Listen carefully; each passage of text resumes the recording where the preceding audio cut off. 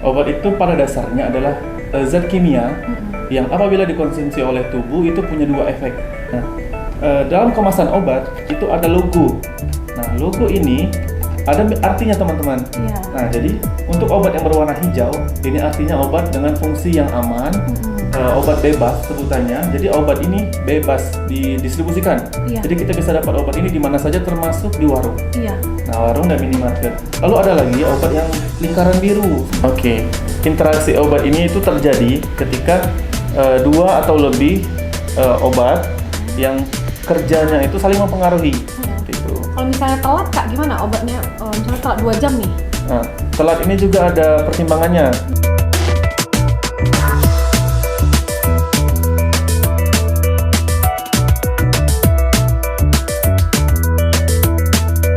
Assalamualaikum warahmatullahi wabarakatuh. Halo Sobat Sifa dimanapun berada. Senang sekali bertemu lagi bersama saya Rizky Amalia dalam program Health Journal Tour. Hari ini kita akan membahas mengenai hal yang sering kita lakukan, yaitu mengenai obat-obatan. Jadi tema kita hari ini adalah kenali penggunaan obat yang aman dan interaksinya. Tentu saja tidak akan sendiri, dia hari ini akan ditemani oleh apoteker kebanggaan RSUD 45 Provinsi Sumatera Selatan. Ada Kak Fikri, apoteker Fikri Ariansa S-Farm yang sudah hadir di sini untuk mengedukasi Sobat Sifa yang ada di rumah. Mungkin udah pernah satu kali ketemu ya Kak sebelumnya, Ya, di episode sebelumnya. Boleh kali Kak menyapa lagi Sobat Sifa yang ada di rumah. Selamat pagi sahabat Sifa, salam kenal. Saya Fikri Ariansyah, apoteker praktisi di instalasi farmasi RSUD Siti Fatimah, Provinsi Sumatera Selatan. Oke, baik, terima kasih Kak Ya. Fikri. Jadi kita hari ini akan bahas lagi tentang seputar farmasi ya Kak. Boleh. Baik, seperti yang kita ketahui ya Kak, farmasi ini sangat luas sekali. Jadi banyak sekali edukasi yang benar-benar harus disampaikan dengan baik untuk masyarakat. Jadi hari ini seperti yang sudah dia sebutkan tadi, penggunaan obat dan yang aman dan interaksinya. Pernah nggak sih Sobat Sifa itu merasa kalau ragu gitu dalam mengonsumsi obat? Kayak kita boleh nggak ya setelah makan obat sakit kepala terus makan obat yang lainnya misalnya? Boleh nggak ya abis makan buah ini terus makan obat ini gitu? Nah semuanya itu harus diklarifikasi dan harus secara clear. Jadi kita nggak ragu-ragu lagi dan tentunya itu juga mempengaruhi kesehatan kita. Benar Kak Fikri? Benar. Oke Kak Fikri, hari ini seperti biasa Kak, kita akan ngobrol secara santai dan supaya dipahami oleh masyarakat, khususnya masyarakat Sumatera Selatan. Gimana Kak Fikri kabarnya? Alhamdulillah sehat. Alhamdulillah sehat. Kembali lagi ya Kak ke Health Journal Tour. Boleh. Dengan semangat tentunya untuk memberikan edukasi kepada masyarakat. Jadi langsung aja nih Kak, apa sih sebenarnya penggunaan obat yang aman? Oke, jadi gini Kak Dea dan teman-teman Sobat Sifa di rumah, kalau kita bicara tentang obat, obat itu pada dasarnya adalah zat kimia yang apabila dikonsumsi oleh tubuh itu punya dua efek. Iya. Yang pertama efek yang diharapkan, yaitu efek yang fungsinya memang diperlukan untuk tubuh kita. Lalu yang kedua itu adalah efek yang tidak diharapkan. Biasanya seperti efek samping atau bisa jadi racun atau toksik bagi tubuh kita, karena tubuh kita tidak memerlukannya. Nah, penggunaan obat yang aman ini itu sangat diperlukan supaya apa? Supaya kita bisa mendapatkan efek yang kita harapkan. Benar. Sesuai dengan fungsi yang dibutuhkan oleh tubuh kita. Iya. Seperti itu. Nah, bagaimana obat aman ini? Yaitu pertama, dia harus sesuai dengan kebutuhan kita. Jadi setiap orang itu punya kebutuhan masing-masing. Jadi setiap orang itu tidak sama kebutuhan obatnya. Iya. Nah, lalu dengan kebutuhan obat yang sesuai, bagaimana dosisnya? Nah, kalau dosisnya sesuai, nah itu makanya bisa disebut obat itu aman. Nah, selain dosisnya kita juga harus memperhatikan aturan pakainya. Iya. Jadi ada obat yang 1 kali diminum cukup, ada yang harus sampai 3 kali. Gitu. Iya. Jadi kalau sudah tepat tujuannya, tepat dosisnya, dan tepat aturan pakainya, kita bisa sebut obat itu adalah obat yang aman. Seperti itu. Seperti itu secara umumnya Kak ya. Iya. Ya ada definisi secara umumnya, benar kata Kak Fikri. Tepat nggak penggunaannya, sesuai nggak dengan harapannya. Iya. Kita kan kalau minum obat itu harapannya sembuh ya Kak. Betul. Minimal sakit yang kita alami itu berkurang lah, meminimalisir mungkin Kak ya. Nah tadi Kakak sudah menyinggung juga masalah prosedur atau apa sih petunjuk aturan pakai obat itu gimana Kak? Apakah sangat penting untuk kita membaca aturan pakai obat? Tentu, untuk aturan pakai obat ini sangat penting karena setiap obat itu punya mekanisme kerja berbeda-beda. Dia punya waktu kerja berbeda-beda sehingga setiap obat itu harus sesuai aturan pakainya. Kalau dia yang kerjanya 24 jam mungkin 1 kali sehari cukup. Iya. Nah, tapi kalau dia bekerja hanya 8 jam, nah diperlukanlah pengulangan atau repetisi. Itu yang bisa kita dengar itu 3 kali sehari, seperti itu. Benar-benar.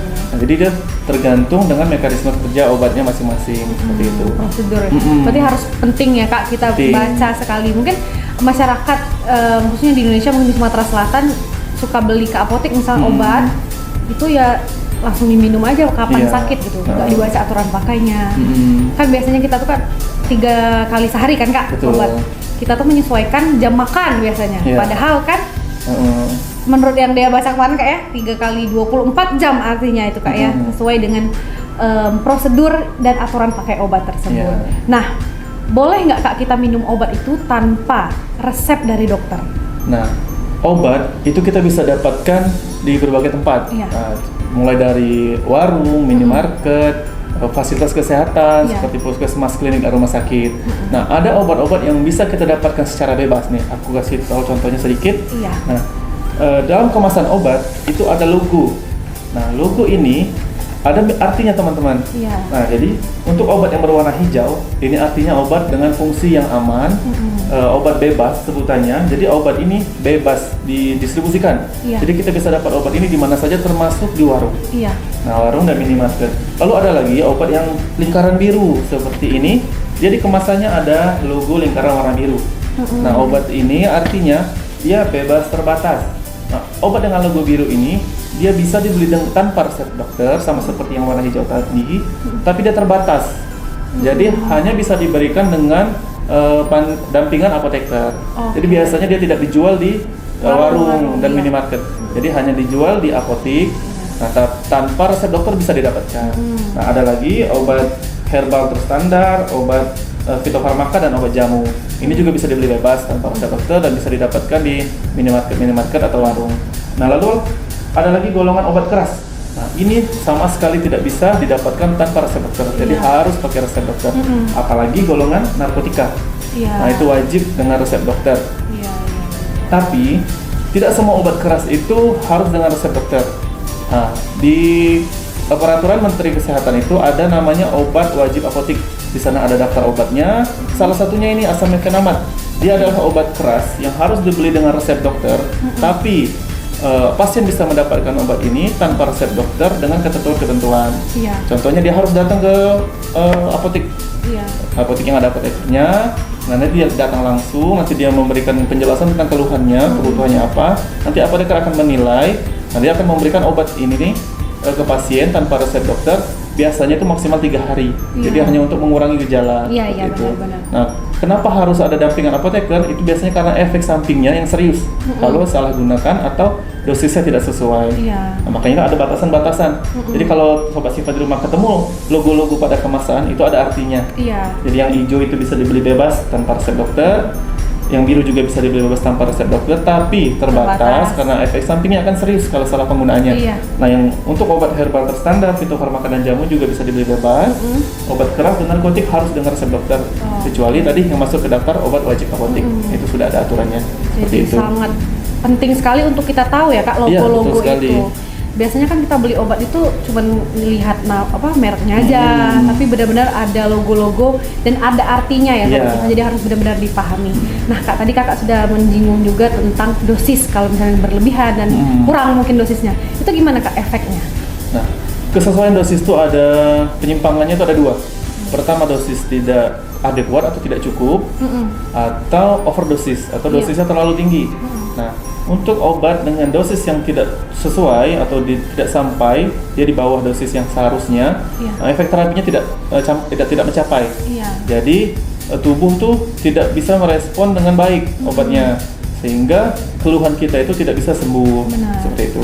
Nah, kalau dia melewati batas dosisnya, yang terjadi adalah toksisitas atau keracunan. Nah, itu bisa kita sebut dengan overdosis biasanya.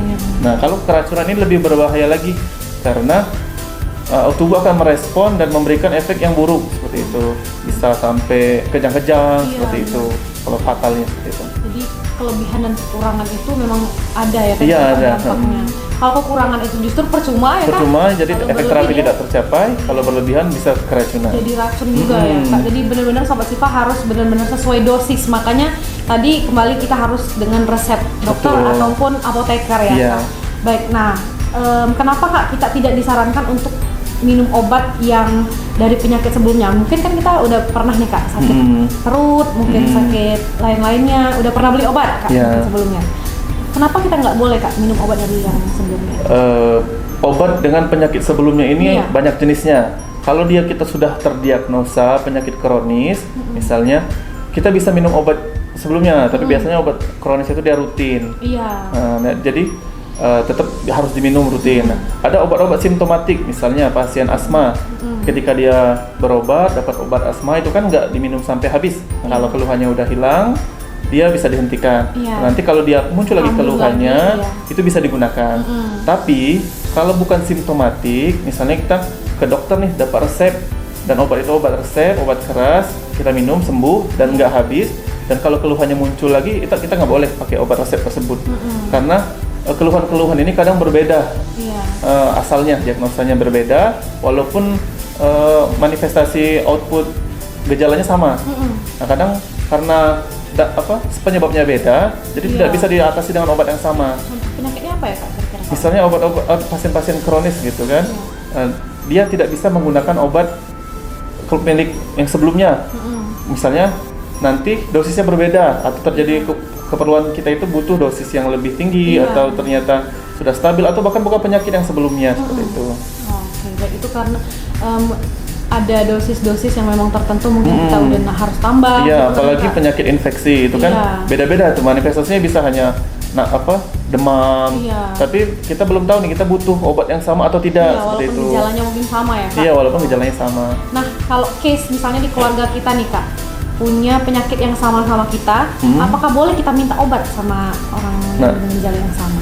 Nah, sama seperti yang saya bicarakan sebelumnya, kalau dia simptomatik atau hanya meredakan gejala boleh. Misalnya obat sakit kepala. Perda nyeri. Iya, kalau keluarga kita sakit kepala, dia punya obat dan kita juga merasakan sakit kepala, kita boleh minumnya seperti paracetamol. Tapi kalau obat-obat resep seperti obat-obat infeksi seperti itu, nah itu tidak boleh karena beda orang itu dosisnya berbeda. Seperti itu. Oke, jadi Sobat Siva yang mungkin di rumah masih sharing-sharing ya obat-obatnya harus benar-benar dikonsultasikan terlebih dahulu ya Kak, sama apalagi obat-obat yang kemasannya itu tidak lengkap. Karena kita tidak tahu nih obat yang kita simpan ini expired atau enggak. Benar, Kak. Biasanya yang suka bersisa itu antibiotik kayak gitu ya Kak, nggak boleh disaring sama sekali. Tidak boleh. Menyebabkan juga resistensi ya Kak. Iya, betul sekali. Oke, baik, selanjutnya ini Kak. Kalau misalnya tadi kan sesuai dengan judul interaksi obat. Nah, itu interaksi antara obat dan ke obat itu gimana Kak cara kita mengenalinya? Oke, interaksi obat ini itu terjadi ketika dua atau lebih obat yang kerjanya itu saling mempengaruhi. Jadi obat A itu mempengaruhi obat B. Nah, pengaruhnya ini bisa macam-macam nih. Ada obat A yang meningkatkan efek obat B, ada yang obat A menurunkan efek obat B, seperti itu.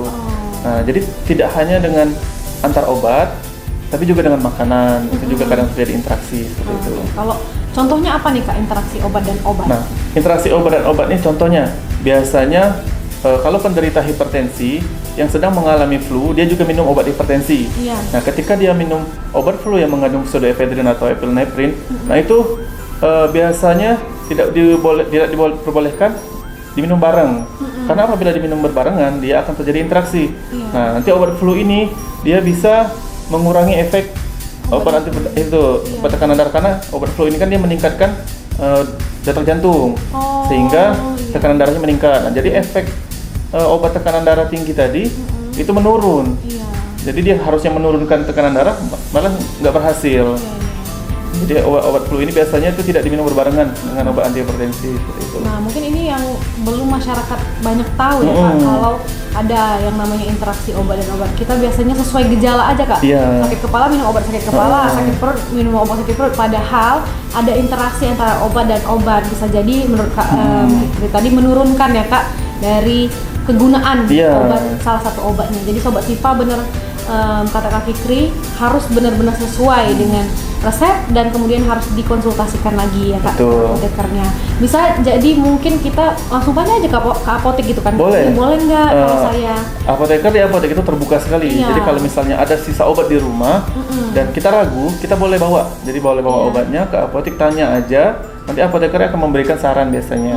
Obat ini boleh diminum apa enggak, karena apoteker akan menilai keluhannya seperti apa, dosisnya seperti apa, dia dewasa atau anak, seperti itu. Karena kan obat dewasa itu tidak boleh diminum oleh anak-anak karena dosisnya berbeda, seperti itu. Jadi dia akan mempertimbangkan hal-hal tersebut. Pentingnya berarti kita itu harus nanya, edukasi. Betul. Kak. Semoga juga tenaga-tenaga kesehatan khususnya apoteker-apoteker ini Kak ya mau dengan memberikan edukasi yang jelas untuk masyarakat ini Kak.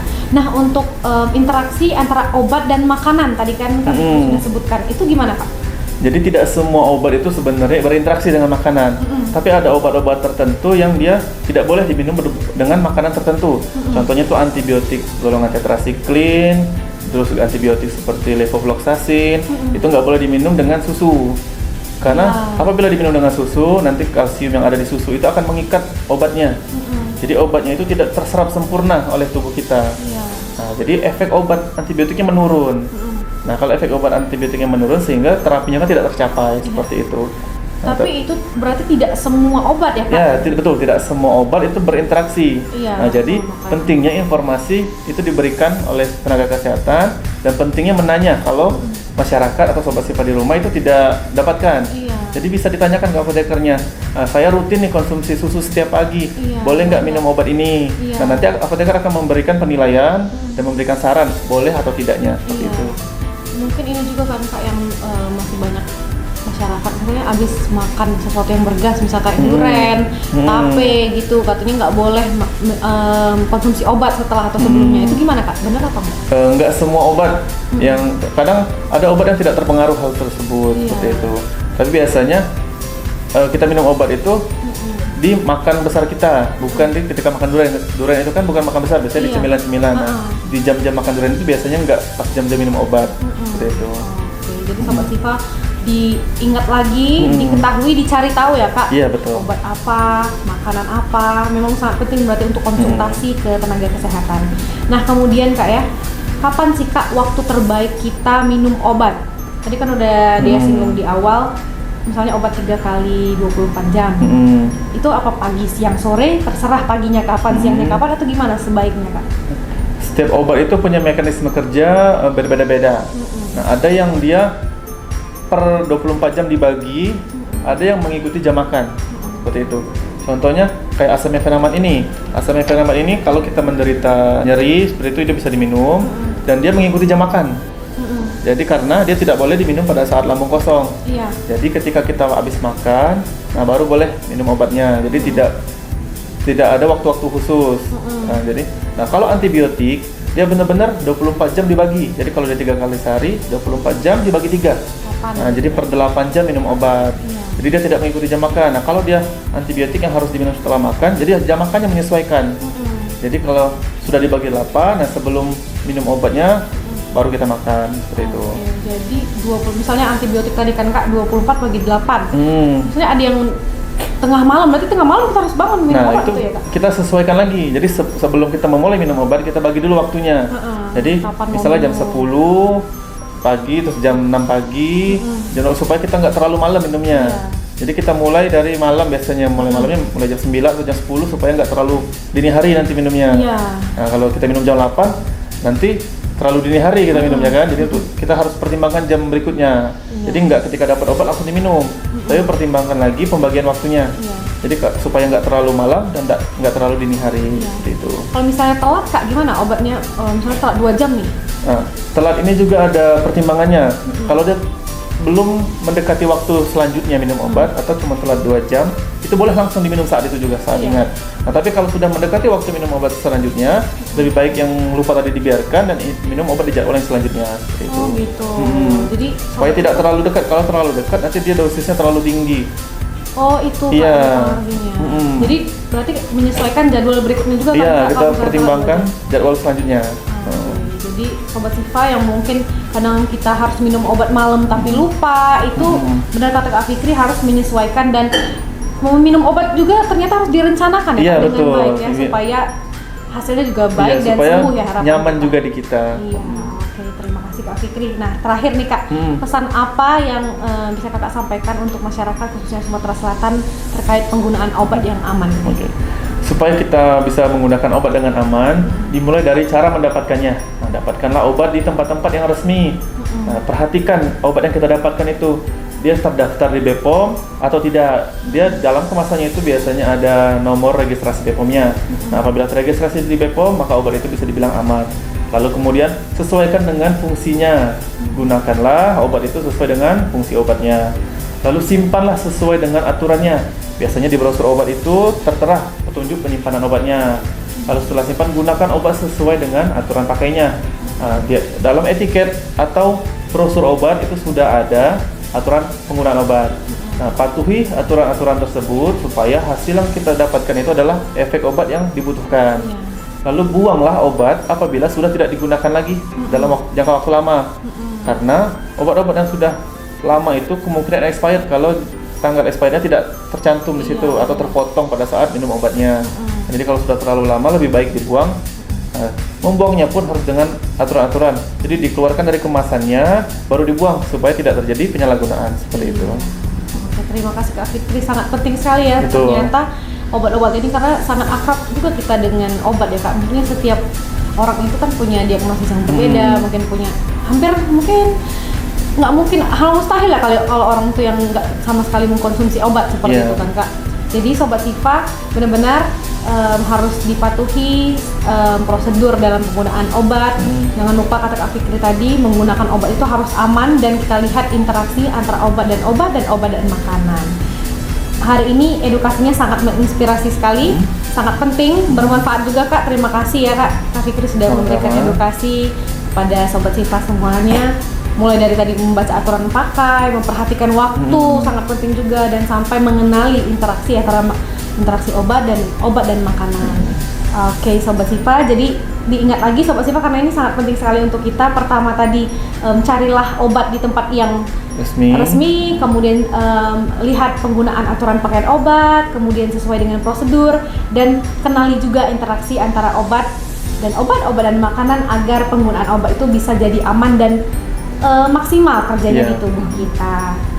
Baik, terima kasih Sobat Sifa yang sudah selalu menyaksikan program Health Tour, dan jangan lupa juga diikutin YouTube channel kami di RSUD Siti Fatimah Provinsi Sumatera Selatan.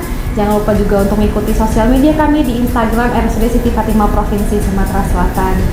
Akhir kata saya tutup. Wassalamualaikum warahmatullahi wabarakatuh. Waalaikumsalam warahmatullahi wabarakatuh. RSUD Siti Fatimah Provinsi Sumatera Selatan. We protect.